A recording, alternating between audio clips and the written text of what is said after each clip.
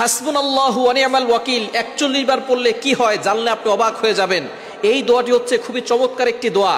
এই দোয়ার ফজিলত এতটা বেশি, হযরত ইব্রাহিম আলাইহিস সালাম যখন কঠিন বিপদে পড়ে গিয়েছিলেন, নমরুদ তাকে আগুনে নিক্ষেপ করতে চেয়েছিল, এমন সময় জিবরাইল আলাইহিস সালাম এসে বললেন, আল্লাহর পয়গম্বর আমি আপনার সামনে হাজির, আপনার কি সাহায্য লাগবে বলেন। তখন ইব্রাহিম আলাইহিস সালাম জিবরাইল সালামকে বলেছিলেন, জিবরাইল, যে আল্লাহ আমাকে সৃষ্টি করেছেন সে আল্লাহর জন্য আমি এই অগ্নিতে আমাকে ফেলে দেওয়া হচ্ছে, সে আল্লাহ কি দেখছে না? জিবরাইল সালাম বলতেছেন, হ্যাঁ আল্লাহ দেখছে।